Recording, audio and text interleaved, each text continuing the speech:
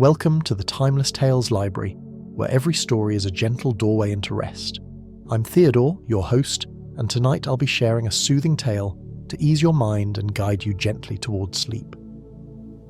The Timeless Tales Library is made possible by listeners like you.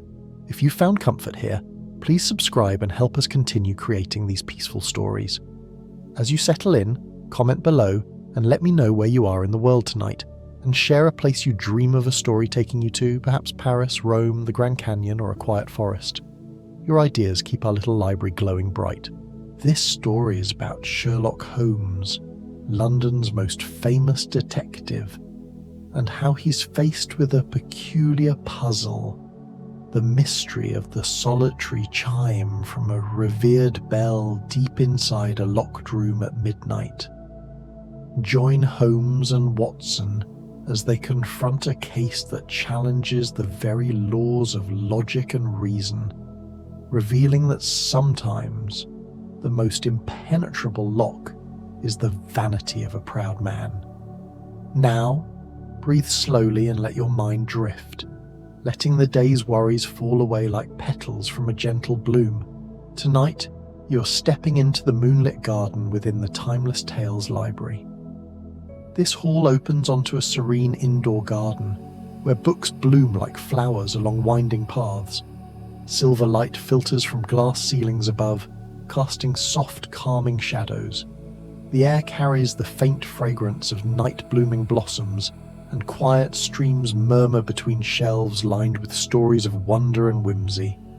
Feel your body sink into your bed, your private seat within this tranquil garden. Relax your jaw, your shoulders, your fingers and toes. Let the gentle rhythm of the garden's night wrap around you, steady and soothing. Take a slow step along the winding paths of shelves. Let the stories of the moonlit garden drift into your imagination, carrying you gently into peace, curiosity, and dreamlike calm. Sherlock Holmes, the case of a most audacious theft. The fog had swallowed London whole, a thick pearlescent shroud that muted every sound and dissolved every sharp line. It was not merely the damp vapour of the Thames, it was a dense, oily particulate that tasted of coal smoke and city grime. A perfect, suffocating blanket pulled over the sleeping metropolis. It clung to the rough brickwork of Baker Street, dripped like cold sweat from the eaves, and turned the defiant glow of the gas lamps into pale, indistinct blurs, like watercolour washes on sodden paper. The whole world felt suspended, hushed, and profoundly alone. Inside our comfortable lodgings at 221B, however, the world outside was a distant monochrome memory. I, Dr. John Watson, had just banked the fire, leaving it to a patient rhythmic sigh of embers that cast a warm, flickering light across the Persian rug and the scattered scientific equipment. I was settling into a state of contented quiet. My mind, so often agitated by the day's intellectual skirmishes and the frantic pace of my medical practice, was calm and peaceful, finally giving me the space to contemplate the finer points of our most recent solved case. I had my journal open, my pen poised, savouring the stillness. That hard-won tranquility was shattered by a knock on our door, a sharp, frantic staccato that was anything but casual. It was not the tentative tap of a delivery boy, nor the measured, polite rap of a friend like Mycroft. It was the rhythm of a soul in profound distress, a series of desperate, uneven blows that seemed to echo not just through the stairwell, but through the very silent, pressurized air of the night. It bespoke urgency, terror, and a total collapse of the caller's usual composure. "Come, Watson, our night is not yet finished." Holmes's voice hummed from the shadows of his armchair, a low, resonant note that carried an unmistakable command. He had not moved, a lean, hawk-like silhouette of thought against the faint firelight, his dark dressing gown blending into the background. Yet, he had known instinctively that this knock was for him, and that it held the promise of an uncommon problem, a knot of human experience that only his singular intellect could unpick. His eyes, though half-lidded, possessed an inner light that betrayed his sudden, sharp interest. "You perceive an uncommon problem, Holmes?" I inquired, rising and moving toward the door, my heart already beginning to beat with the familiar, thrilling anticipation that always preceded a new case. "The nature of the knock, my dear fellow," he replied, a faint curl of smoke rising from the single coal he held on his forceps. "Observe the tempo. It is too rapid for civility, too authoritative for a simple request, and too erratic for a professional messenger. It is the signature of a gentleman who has reached the limits of his own considerable capacity, whose life has suddenly been thrown into unmanageable chaos. Only an event of extraordinary magnitude could produce such a profound loss of self-control in a man of that probable station." I opened the door to a man who was, quite literally, a ghost of his former robust self. He was Lord Harrington, a man of considerable influence in political and artistic circles, and even greater pride in his renowned collection of historical artifacts. I recognized the patrician cut of his jaw, the expensive, bespoke tailoring of his coat, but the confidence that usually emanated from him like a palpable force had evaporated. His face, a road map of age, lines of worry and command etched deep, was now creased with a fresh agony that seemed to have sprung up in the last hour. His heavy dark overcoat glistened with the moisture of the pervasive fog, and the faint metallic scent of the damp clung to him. His hands, gnarled and aristocratic, trembled visibly as he removed his supple leather gloves, and his normally piercing blue eyes were clouded with a deep-seated anguish that was far more affecting than any tearful display. "Mr. Holmes, forgive my intrusion at such an hour," he stammered, his voice a surprisingly fragile whisper that cracked with emotion. "But I fear I have been the victim of a most baffling and audacious theft." He swayed slightly, gripping the doorframe for support, clearly on the verge of exhaustion and despair. Holmes, with a smooth, swift movement that belied his previous stillness, was out of his chair. He gestured the nobleman to a seat near the fire, a silent, almost paternal invitation to find comfort in the warmth and a moment of repose. "Pray, compose yourself, Lord Harrington. A theft, you say? What has been taken from you that a man of your means, a man with a collection so vast, finds so distressing? Do not concern yourself with the hour. It is the perfect time for the contemplation of a crime. It is not its monetary value, Mr. Holmes, which is significant, but its historical significance. It was the Whispering Bell of Westminster," he replied, the full name seeming to fill his voice with a sudden painful weight. He paused, collecting his breath as if preparing to speak of a fallen relative. An artifact dating back to the reign of Queen Elizabeth II, a bell of profound legend, a marvel of early English bronze casting. It is said to have been rung only once, its dedication chime signalling the completion of the magnificent structure of Westminster Abbey in 1560. Its single ethereal ring, it was rumoured, could carry across the entire breadth of the Thames and echo in the very stones of the abbey it celebrated. I have been its proud and meticulous custodian for 20 years. To lose it is to lose a piece of England's soul. As the last word left his lips, a palpable flicker of fire sparked in the depths of Holmes's half-lidded eyes. He leaned forward, the languor of his earlier repose completely gone, replaced by a tense magnetic energy.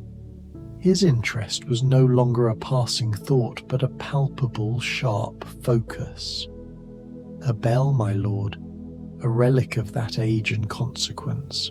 And from where was this immense and historically valuable object taken?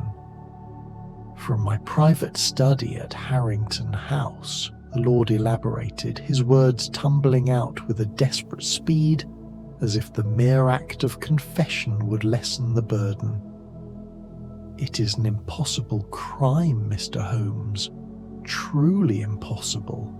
The study was locked from the inside, a massive reinforced oak door, and the key, the only key in all the house, a heavy wrought iron piece, was in my dressing gown pocket, which I had worn all evening, and yet the bell is gone. It has simply vanished. The narrative unfurled like a tangled spool of thread, each new detail weaving a more complex and ethereal puzzle. Lord Harrington recounted his precise nightly routine, a ritualistic security protocol that spoke volumes of the value he placed on his collection. He had retired to his chambers at precisely 10 o'clock, his last act being to personally secure the study door, checking the heavy deadbolt and turning the unique key in the lock. The bell itself was the room's centerpiece, a monumental bronze artifact standing over 3 feet high, with a patina the color of verdigris and old moonlight. It had stood on a polished oak plinth in the dead center of the room. Its sheer size and weight were such that, as he repeated for emphasis, it would have required a team of at least 4 grown, strong men to lift it from its place and carry it any distance. The study, he stressed, had a single entrance, the locked door, and 2 tall, narrow Gothic windows, both of which he confirmed were latched securely from the inside. And what of the house staff, Lord Harrington? Could any of them have possessed a duplicate key or had access to the room? Holmes's voice was a low and patient inquiry, a stark contrast to the man's agitation, like a surgeon calming a hysterical patient. My butler Finch was asleep in his quarters on the ground floor, separated from the main house. He is a man of impeccable character, a veritable institution who has been with me for 40 years. My wife and younger children are visiting relatives in the countryside for the week. I was utterly, demonstrably alone on the entire main floor of the house. And you heard nothing out of the ordinary, no crash, no sound of forced entry, no heavy lifting which would surely accompany the movement of such a monstrous weight. Ah, but I did, Mr. Holmes. that is the most curious and maddening part of it all. At precisely 5 minutes to midnight, I was woken from a light sleep by the faintest of sounds. It was a single, gentle chiming, a soft, melodious sound, like a whispered memory of a bell. It was so fleeting and delicate that I paid it no mind at the time, dismissing it as a trick of the wind, a house settling, or a remnant of a dream. But now I realize it must have been the last song of the whispering bell. Lord Harrington's voice dropped to a near worshipful pitch. It was its farewell. Holmes listened, his long fingers pressed together in a contemplative steeple, his gaze now fixed not on the flames but on the distant point in the middle distance, his mental engine fully engaged. The impossible crime, the immovable object, the sealed room, the only key in the owner's pocket, and the phantom, delicate sound. It was all there, a perfect conundrum laid out before him. For a mind like Holmes's, a problem that flouted the laws of physics and reason was an irresistible challenge. I believe, Watson, that a visit to Harrington House is in order. The night is young, and the fog, which has acted as a curtain to the city's secrets, is our perfect ally in an investigation that must be conducted with the utmost discretion. The fog had indeed become our accomplice, a silent, swirling entity that shrouded our journey and lent an air of intense mystery to our destination. We procured a hansom cab, its wheels muffled on the slick cobblestones, and made our way through the silent, fog-drenched streets of Belgravia. Harrington House was a grand, severe Victorian mansion, its silhouette a hulking, imposing presence that rose from the mist like a forgotten fortress, its dark windows staring out like blind eyes. Lord Harrington, now a pale and anxious figure in the carriage light, nervously twisted his gloves in his hands. He led us through the heavy oak doors and into his private study. The room was vast, an intellectual sanctuary filled with the rich, comforting scent of old, leather-aged paper and fine wood panelling. The shelves held thousands of leather-bound volumes, and the walls were adorned with framed parchments and ancient maps. The absence of the whispering bell was a gaping physical wound in the heart of the room's symmetry and purpose. The scene was exactly as the Lord had described. The door, a massive piece of joinery with heavy brass fixtures, was securely locked, and the two tall, narrow windows, though slightly ajar at the very top to let in a small measure of the cool night air, were demonstrably latched from the inside. Holmes moved with a quiet, predatory intensity, his long form a study in focused observation. He knelt before the polished oak plinth where the bell had rested.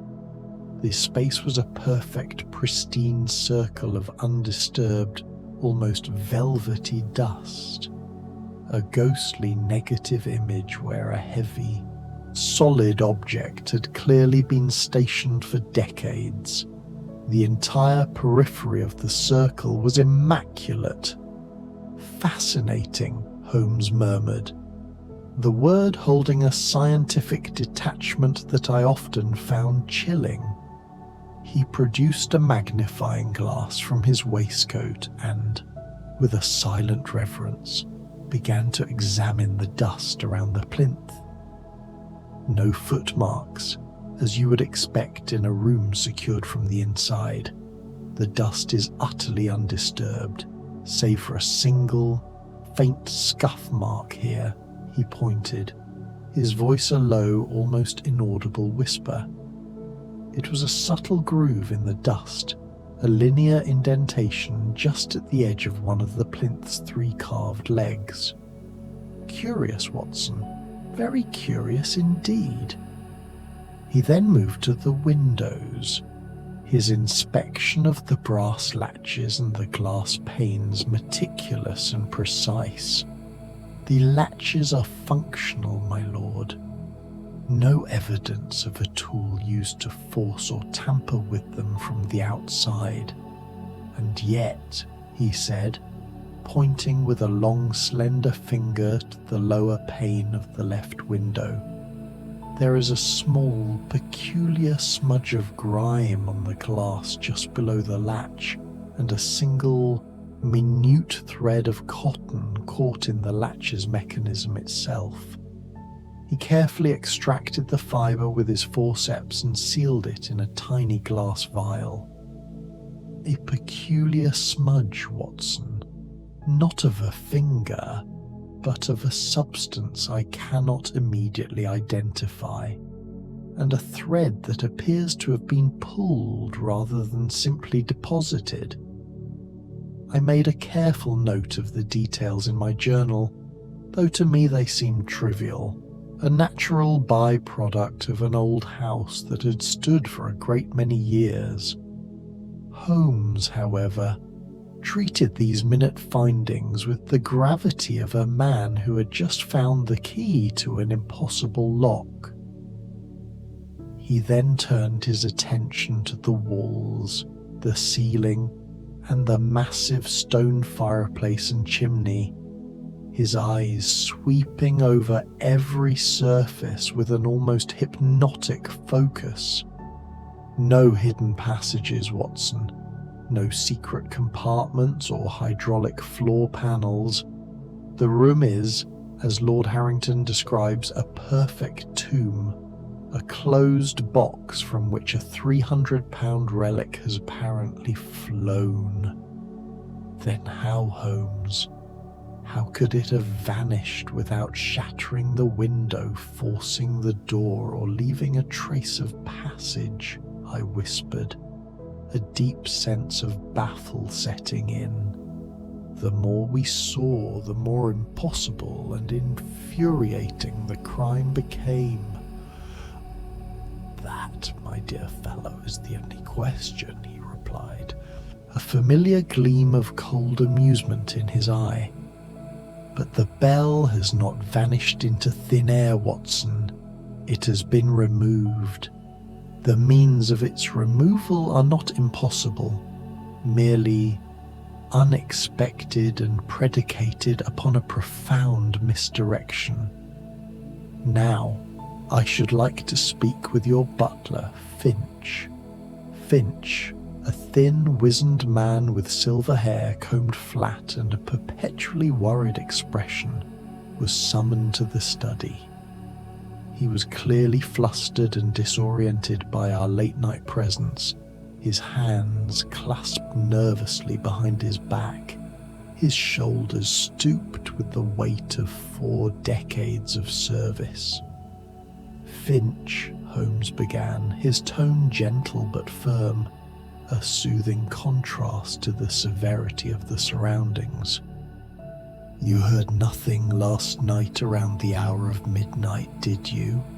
Nothing, sir, he stammered, his eyes darting quickly to his master, then back to Holmes. I sleep soundly. The house was quiet as a crypt. A terrible shock to wake up to, sir. A terrible shock. And you saw nothing out of the ordinary yesterday? Perhaps an unusual delivery? A visitor who lingered? A large, suspicious van parked outside the service entrance? No, sir. Nothing at all. It was a perfectly normal, quiet day, save for the arrival of the weekly coal delivery, which of course used the tradesman's entrance earlier in the afternoon. Thank you, Finch. That will be all for the moment." As the butler turned to leave, Holmes's voice stopped him, the tone suddenly laced with a hint of calculated malice. "Ah, one last thing. I'm told you enjoy a bit of a wager. A quiet evening at the card table in an establishment near the docks, perhaps." Finch's face went instantly white, the blood draining away to leave his complexion the colour of tallow.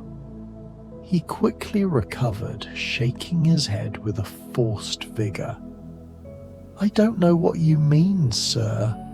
I am a man of sober habits."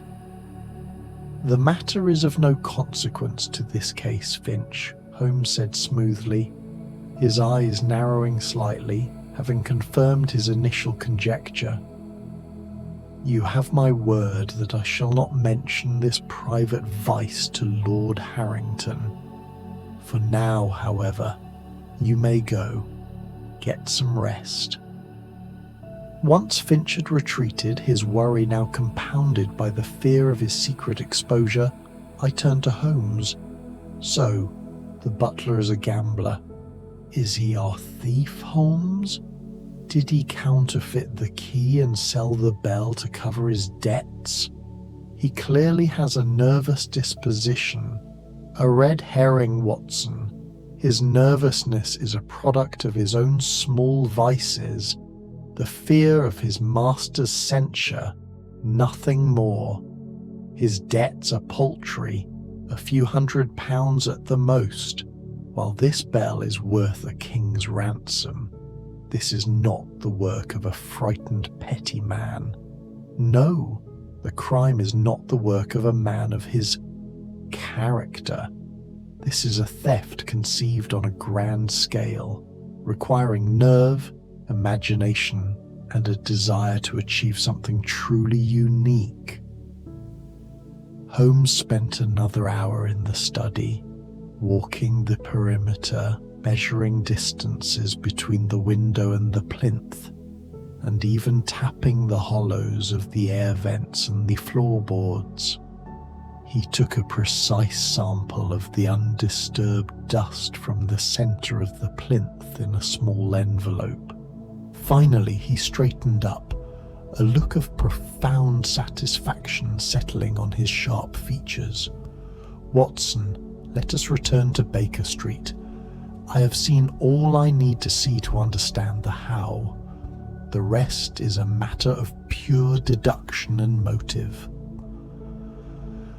Back in our comfortable lodgings, Holmes did not light his pipe, but instead sat in his chair, his eyes closed, his long fingers pressed to his temples. He was a human machine, processing every fragment of data: the dust, the thread, the smudge, the size of the room, the weight of the bell, the mannerisms of the accuser, connecting dots that no one else could see. The quiet ticking of the mantel clock was the only sound for a full 20 minutes. "Watson," he said finally, without opening his eyes, his voice sounding rested and yet taut with the joy of discover. "Tell me about the bell again. Was it truly as physically unique as Lord Harrington described? A one of a kind? A monumental piece of bronze?" "He says so," I replied, flipping back through my notes. "It was a one of a kind. Its chime was said to be so clear, so perfectly resonant, that it could be heard for miles on a still night. A remarkable acoustic property. And its weight? You said 4 men, minimum, were needed to lift it." "That is what he told us, Holmes. A truly impossible object to carry through a house and out into the street without considerable noise and effort." Holmes finally opened his eyes and stood, a slow, triumphant smile playing on his lips, a look of sublime certainty. He walked over to our own mantelpiece and picked up a small empty wooden box. Let us assume for a moment, Watson, that the bell was never in that room last night, that the entire theft was a meticulously staged fabrication. I stared at him, bewildered by the sheer audacity of the thought. But the plinth, the circle of undisturbed dust, the physical evidence of its long tenure, the chiming he swore he heard. Precisely, my dear fellow. The plinth, the dust, the chiming. All elements of a masterful theatrical performance designed to create an air of impossibility. Tell me, Watson, what did you observe about the faint scuff mark on the floor beside the plinth? It was just a mark, a straight line groove, from a piece of furniture being dragged, I supposed. A very specific mark, Watson. One that would be made by the corner of a crate, a sturdy, heavy wooden container designed to hold a heavy object, but not the bell itself. The dust surrounding the plinth was thick and undisturbed, which means the bell has not been there for some considerable time, likely weeks, if not months, but the scuff mark was fresh. Then a crated object was removed, and not the bell, but the chiming. Holmes, how do you account for that? He swore he heard it at 5 minutes to midnight. He did, Watson. He heard a chime, a very faint chime, at a precise, predetermined hour. A sound that could not have come from a heavy bronze bell that would have sounded like a cannon in his quiet study.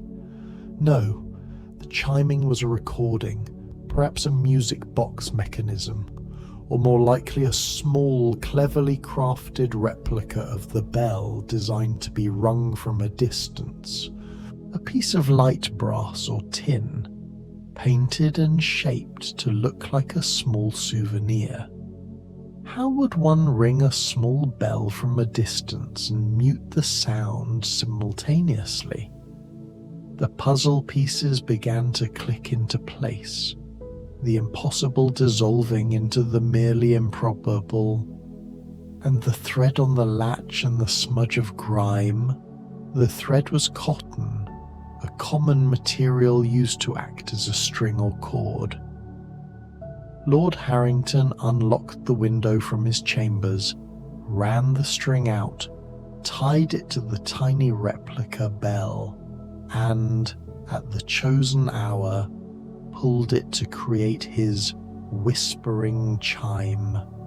The cotton thread caught on the latch when he pulled it back in and quickly locked the window again. And the smudge of grime, I pressed, leaning forward, the revelation stunning me. The smudge was not grime, Watson, but a microscopic deposit of iron filings, the residue from the careful filing down of a small piece of metal. Perhaps a replica key. No, a simpler answer. The window latch itself was slightly too large to thread the cotton through easily. He used a file to create a small notch in the latch, allowing the cord to pass, and locked it again to preserve the integrity of the scene. The filing left residue. The cotton thread got caught, and he created a narrative that was simply too perfect. Holmes, I said, a sense of dawning intellectual understanding washing over me. Are you saying that Lord Harrington faked the theft himself? That the bell was never stolen, but was sold? He did, Watson. He's the architect of his own deception. The bell was never stolen. It was sold quietly weeks ago, and a complex staging was put in place to create the illusion of an audacious sealed room mystery. The perfect thief was the custodian himself, My mind reeled. The man who had seemed so distraught, so genuinely upset, was a meticulous, calculating fraud. But why Holmes? Why the risk? He is a wealthy man, a peer of the realm. He is a man, Watson, and all men, however grand, have their secrets and their weaknesses. He told us the bell's value was not monetary, which is a common phrase used by a man who knows its true, astronomical value far too well. I dispatched a quick query while you were writing your notes through a trusted contact to the London Historical Society. The results are quite illuminating.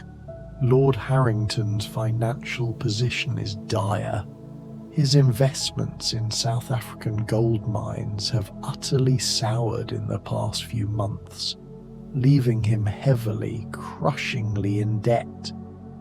The Whispering Bell, with its rarity, size, and historical provenance, would be worth a considerable sum on the private market, easily enough to cover his immediate liabilities and restore his prestige. Holmes paced the room, his long strides a comfortable, measured rhythm. He sold the bell to a private collector, a man who wished to remain anonymous to avoid import duties and public scrutiny. He received the money, but how to explain the sudden disappearance of a national treasure, an impossible theft? It would allow him to claim a substantial insurance payout, perhaps even solicit a public reward, and, most importantly, to save face. He could pretend to be the hapless mourning victim of a master criminal, when in fact he had profited handsomely from his own supposed loss. Pride, Watson, is the most powerful and complex of motives. The plinth was a perfect prop, Watson. A heavy object was indeed removed from it last night, but not the bell. The fresh scuff mark was from the removal of the heavy wooden shipping crate that had held the bell replica and the various tools needed for the final stage. The smudge on the pane, the small piece of iron on the latch, they were all telltale signs of his own late-night preparations. He had to unlock the latch to pass the string through, and in doing so, he left the signature of his guilt. The next morning, the air was crisp and clear, the fog finally defeated by the morning sun. Holmes and I returned to Harrington House. We found the old lord in his study, sitting hunched over his massive desk, looking pale and utterly haggard, as if the reality of his own deception had worn him down completely. "Lord Harrington," Holmes said without preamble, standing tall and severe in the middle of the room, "I believe I have the answer to your problem, though it is not one you will take comfort in." The man's face brightened, a fleeting glimmer of exhausted hope in his eyes. "You have found the bell, Mr. Holmes? Tell me it is so." "No, my lord, I have found the truth, and the truth, I'm afraid, is rather less glamorous and far more pedestrian than your fictional narrative." Holmes laid out his evidence with the clinical detachment of a scientist. He spoke of the dust samples, the fresh scuff mark that contradicted the bell's long tenure, the iron filings near the latch, the single cotton thread. He spoke of the bell's true whereabouts and the state of the Lord's desperate finances, revealing every detail of his debt and his motivation with a quiet, devastating accuracy. Lord Harrington listened, his shoulders slumping further and further, all the fight and aristocratic pretense draining out of him until he seemed to shrink into his chair. He looked like an empty shell, his grand deception having crumbled to dust at the feet of this relentless logician. How did you know?" he asked, his voice barely a whisper, the question laced with a profound, defeated awe. "The greatest error of a man who lies is that he cannot keep track of his small technical truths," Holmes stated. "You spoke of the whispering chiming, my lord, but a real bell of that size and metal density would have sounded like a cannon in your quiet study, shaking the very foundations. It was a detail you added to your story to make it more romantic, more compelling. But it was the very thread that unraveled the entire tapestry of your deception. It provided the only logical contradiction in a crime that was otherwise too perfect." Holmes was firm, but his tone was also compassionate, a rare display of empathy for the human failing at the heart of the matter. "I have no desire to see a man of your standing utterly ruined, my lord. The police would have a field day with this kind of deception, and the public outcry would be severe.